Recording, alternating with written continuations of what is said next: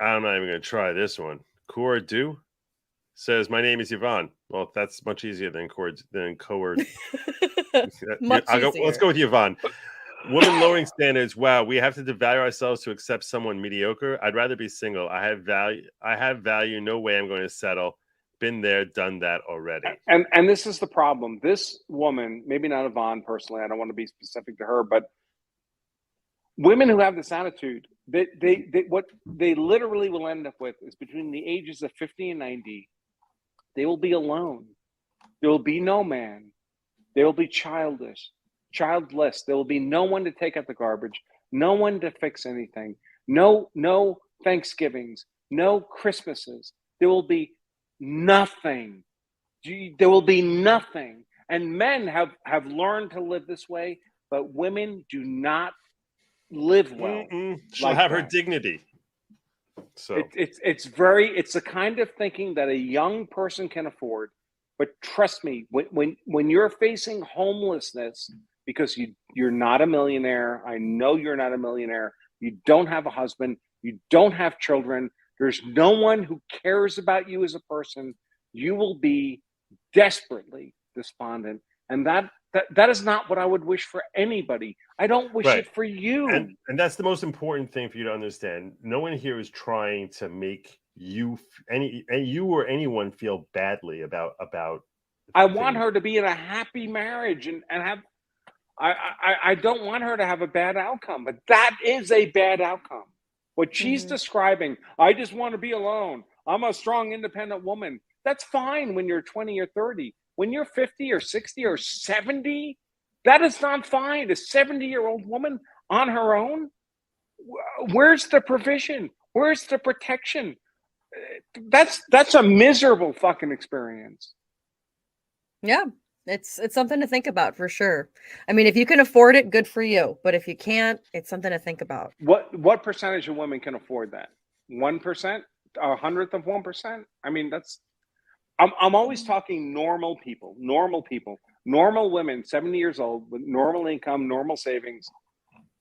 Frankly, at 70, they're homeless. They're living on Social Security. They're living in a fucking trailer park in Arizona someplace. There is no one who gives a fuck about them. When they die, people find out 3 weeks later. Yeah. Who the fuck wants to live like that? Well, wasn't that uplifting? Hey, everybody, this is Shelly, your mouthy mama from Talking Trash and Truths. And this is our dear Andrew Branca's take on women over 50, on what's going to happen to them if they don't, settle down with somebody and find somebody to grow old with. And as depressing as it is, I can't help but agree. I had to make a choice between giving my attention to my kids or giving my attention to a man. Now, we know that in the past, I was thrown out of my house, to make room for a man and his children. I was 16. Um, and that has made me extremely bitter my entire life. So I was not going to do that to my kids. I just wasn't. And I made a choice. I would not get into a relationship with anyone until my kids were self-sufficient. Did I know that my daughter was going to stay with me her entire life and not get better? Nope. Didn't know that. Didn't know. Did I know I was going to have a son who was autistic and, was going to give me love and grief in equal measure? Probably forever? No, I didn't know that one either. I just assumed, I'd take care of them and then I'd find somebody, if anything. Or I'd just live my life alone. How expensive could a one bedroom be? And the universe answered that question. So yeah, no, I can't afford to hit 70 or 80. I can't afford to hit 50 and I'm only 48. Um,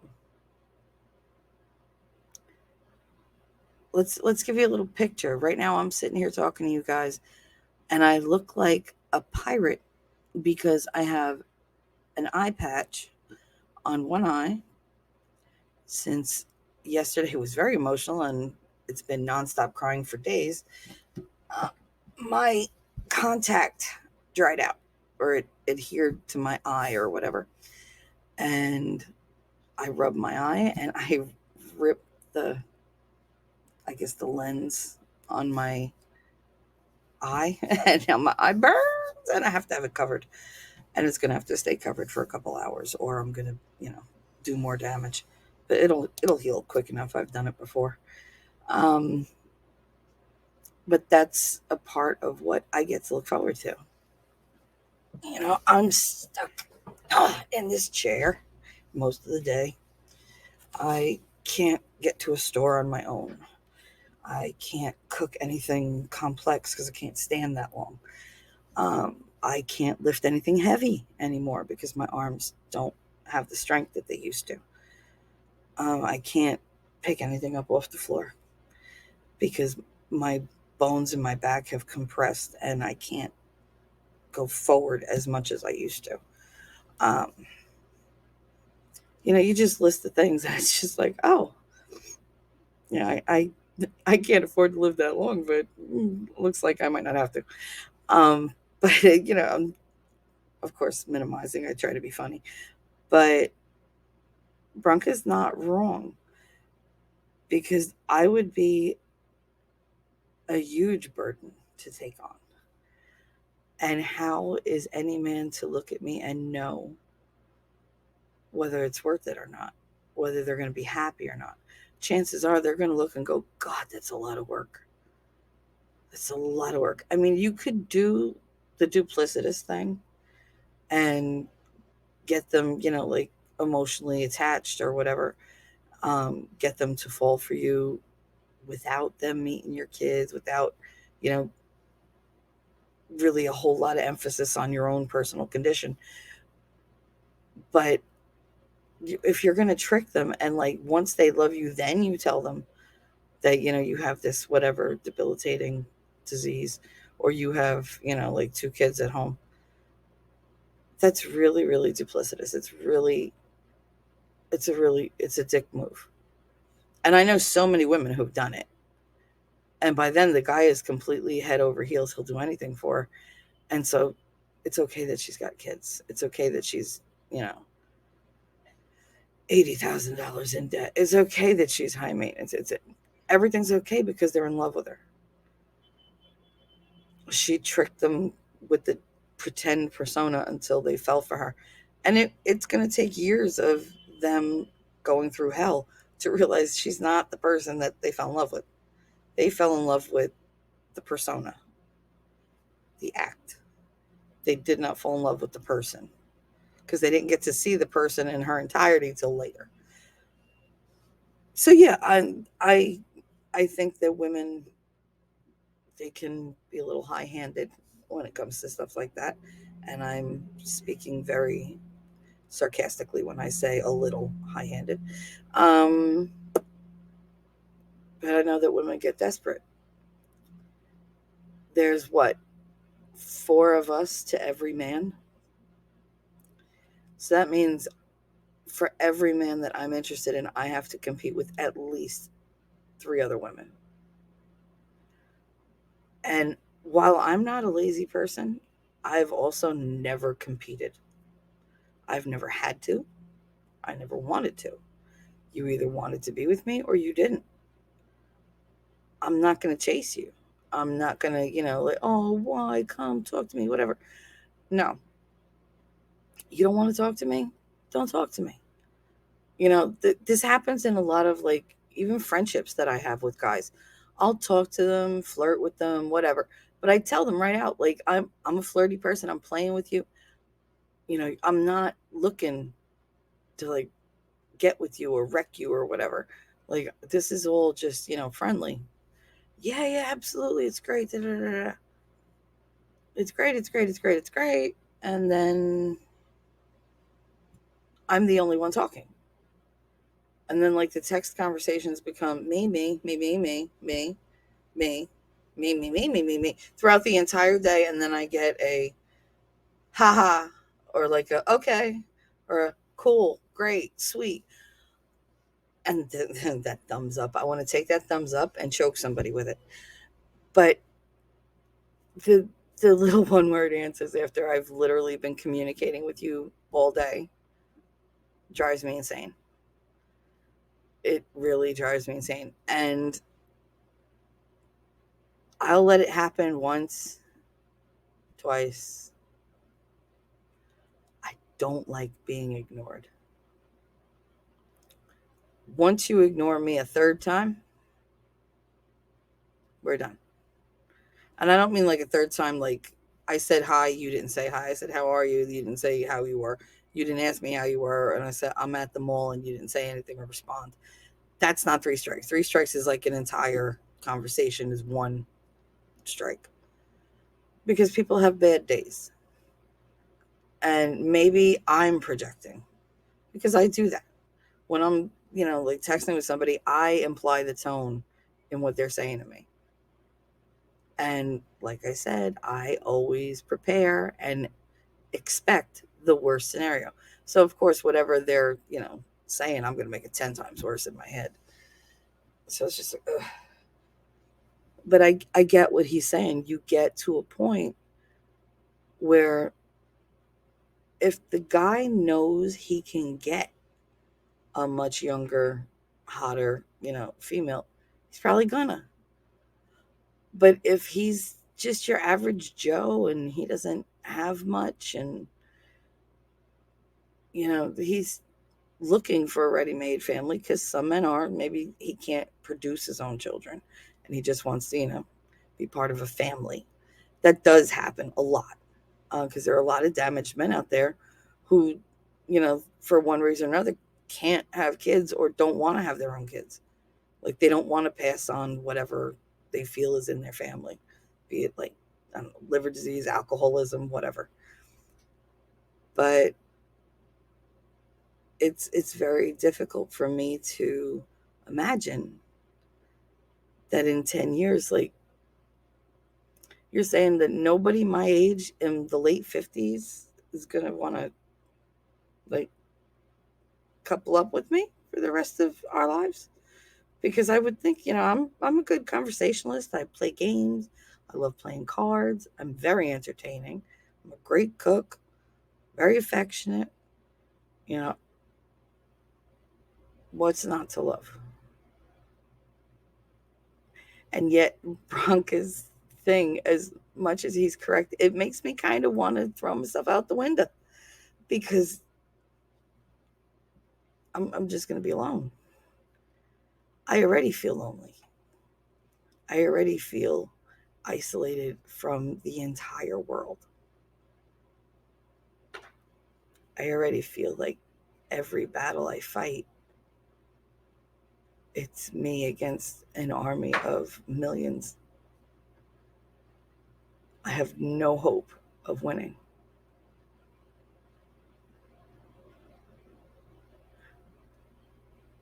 I try to tell myself somebody's going to see the value in you, Shell.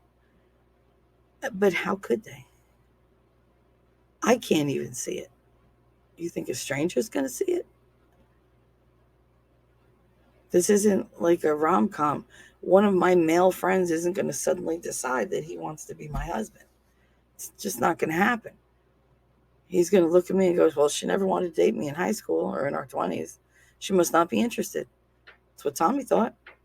That's what Eddie thought. They both turned around and said, why didn't we get together? We did. No, like in a relationship. Because I'd have to kill you if we lived together. Because these were 2 men who were just, I knew were not a good match for me. One was flighty and overly stubborn and way too easily preyed upon to change his mind about shit. Like, he just a sheep all the way. And the other one was a playboy kind of a poor playboy, but a playboy nonetheless. Never take things seriously, never plan, always skirt the rules and the laws, and eventually kill somebody and go to jail for the rest of your life. And they're both man whores. Sorry about that, I hit the microphone. They're both man whores who think they're God's gift, and neither one of them are. Like, when I sat down, I was like, all right, Shell, you gotta, like, what do you want out of life? And I had all these guys listed that were after me at the same time. 44 was a very busy year for me. And I made the pros and cons list. And I chose none of them. Because not one of them provided me with anything but the promise of misery. You don't have to be miserable when you settle. You can settle for somebody that you're friends with, that you get along with. It's not settling so much as negotiating a different relationship. That's what you're doing. You're setting the terms for a different type of relationship. And that's okay. Do it. Don't expect them to mind read. And don't agree to be somebody you don't think you can be. If you don't think you could be what they need, what they're telling you they want, let them go. That's always been my thing. If you can't do it, just go. Don't keep coming back. Don't play the do you hate me game. Don't play the, oh, but I'll always love you. Fuck you. If it comes down to a choice between me and somebody else, or me and something else, choose the other thing, because obviously I'm not that important to you. Because it shouldn't even be a thought. It should just be choose her first. So if you didn't choose me, you obviously didn't wife me. And I guess I just got to be okay with that. But Branca's not wrong. He's not wrong. He's not completely right, but he's mostly not wrong. And it's really sad to admit to that. It's really sad. Because I don't want to die alone. I told you it was not a happy stream, not to click on it.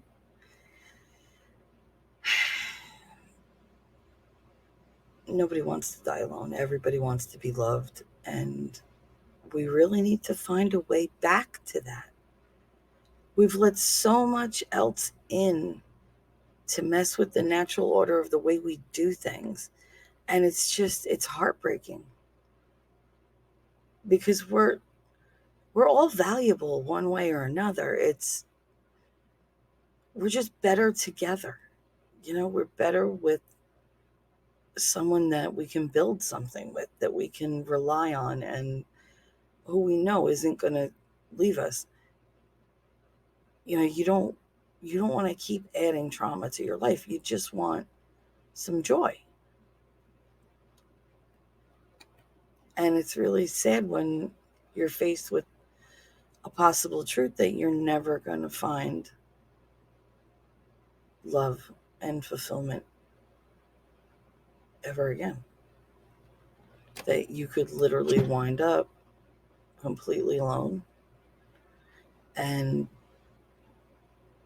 if you drop dead, nobody's going to find you. That's a fear. It is. And it's not real comforting that the message comes to some of us way too late. Way too late.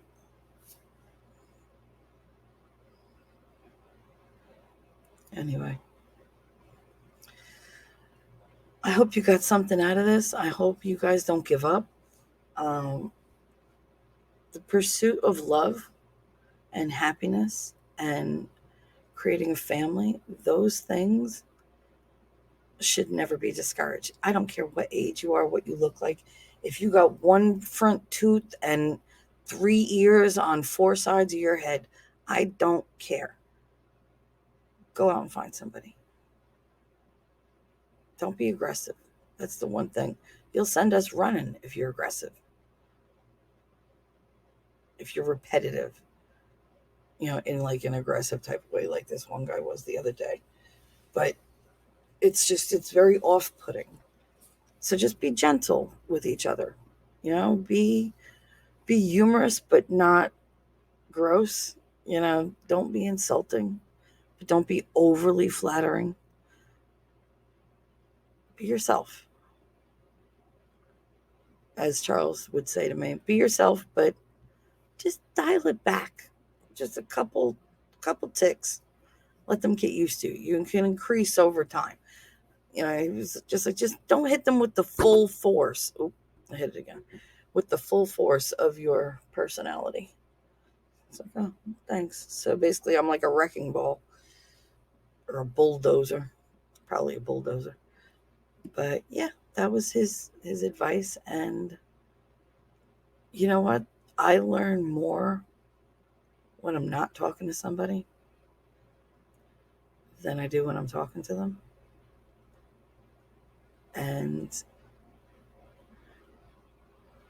I don't have the strength that everybody seems to think I have. But I will never stop trying. One way or another, this life or the next, it doesn't matter. I will learn my lesson. I will put those lessons to use. And I will chase my happiness with everything I've got. And I suggest you chase yours too. We spend way too long sitting around crying and wow. If you all disagree with Branca, get out there and prove him wrong. Post that shit. Show us the receipts. He's not going to apologize because he doesn't have to. But no, go ahead. Come on, validate yourself. Let's go. You want to. You need to. I agree it's a good thing. So, yeah, let me know. Anyway, for now, try to find the love within yourself to give. Take care of yourself. Don't let anybody diminish your self-worth. Because it's funny, I do love Branca. I really hate some of his takes because he's so savagely honest about his opinion that you can't really dispute it in that moment. You're just sitting there going, wow, okay, guess you told me. He doesn't mean it for one person. He means it as a general blanket statement for a group of individuals that have common characteristics. So like-minded people or like-shaped people or like situational people. That's who these opinions, are about. And he's saying, you're not going to survive on what you made on your own, if you're not married. If you can't, invest and save and collect. I don't know. Wasn't what I expected to be talking about tonight, but there you go. I just came across that clip and I could not stop playing it. I played it over and over and over because the more I heard it, the more sense it made. I don't want to have been in my 30s screwing some guy I didn't know and been like, oh, yeah, wait, you left your underwear, put those on, get the fuck out. Because that's what I did. I didn't do it with a lot of guys. I mean, I've heard Branca talk about numbers, and I'm like, whoa, my numbers are nowhere near there. Calm down, Skippy. I can't. But, I mean, I've been with my fair share. I've probably been with more than my fair share, but I haven't been with the lion's share. I could give you that. I did what I wanted to do, and I did it with no regrets. I look back, would I have changed it? I don't know, probably not. But I still don't want to die alone. I really, really don't. That would suck. Anyway. I know I said anyway like 19 times, but I know I'm not going to fall asleep, so it's like, anyway. I'm going to go whine to myself and lay down in my bed and see if that does anything. I'll think about my old sex life. I should fall asleep in minutes. Or if I'm anything like my exes, seconds. Ba-dum-bum. Anyway, I will see you all in the funny papers. If you like this content, please hit a like and subscribe, share it, and I will see you around. Bye.